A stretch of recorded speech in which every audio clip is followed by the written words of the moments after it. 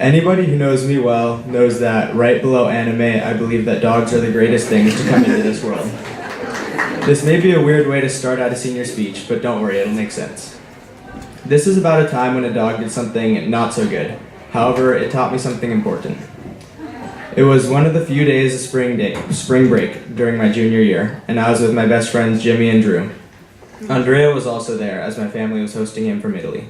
We were at Drew's house, and after hanging out there, we planned to go to the beach. While we were all hanging out in the backyard, I got to meet Floyd. Floyd is a massive brown pit bull, who at the time was being very friendly. He hung out with us for hours, not growling or barking even once the entire time. When it was finally time to leave, Floyd was lying down on a couch next to the front door, and Drew's sister was on a different couch.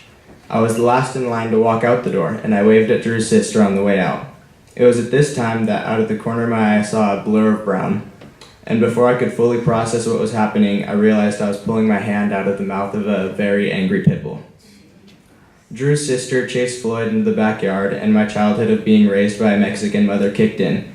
I put my other hand under the river of gushing blood and saved Drew's hardwood floors.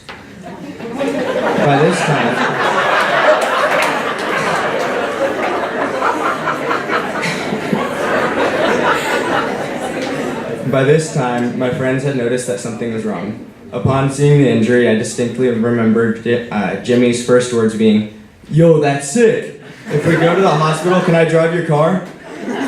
With all the adrenaline, I didn't feel much pain, so I told Jimmy no, and we started debating what we thought the scar would look like.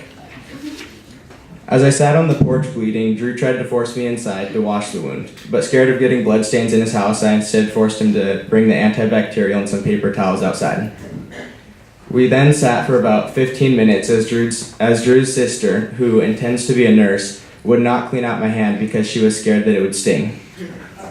Drew, Jimmy, and I all looked at each other and started laughing at her, and eventually we took the bottle and dumped it on my hand. Andrea was too scared of the dog to be anywhere near the house at this point, so he was pacing back and forth on the sidewalk about 30 feet away, asking if he should call an ambulance. We instead got an Uber and sat in the back of it laughing while trying to wrap my hand in gauze all the way to Torrance Memorial. After finding the ER and sitting in the waiting room, I was admitted into the back where I received 2 stitches and a slightly more professional gauze wrap. About an hour had passed now, and when I walked into the lobby, I expected only my mom and dad to be there. However, Drew and Jimmy were still there, and that was when I realized.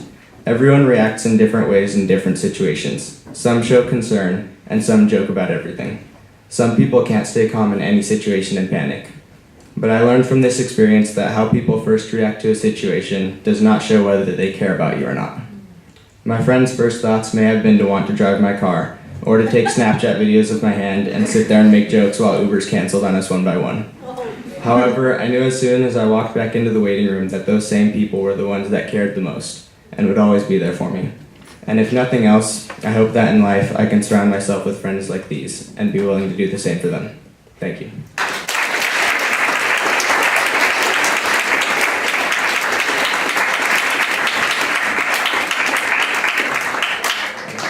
Shoutouts, Ms. Stewart, thank you for making me start writing this in ACE. If not for you, I would have probably written this this morning.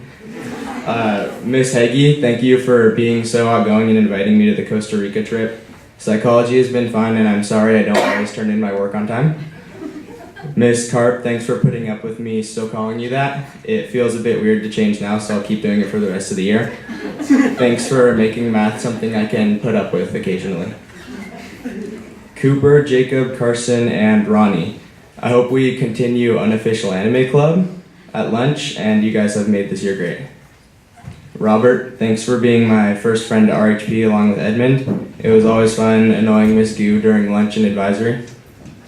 Jimmy and Drew, you guys are my best friends, and I'm going to miss you a lot in college.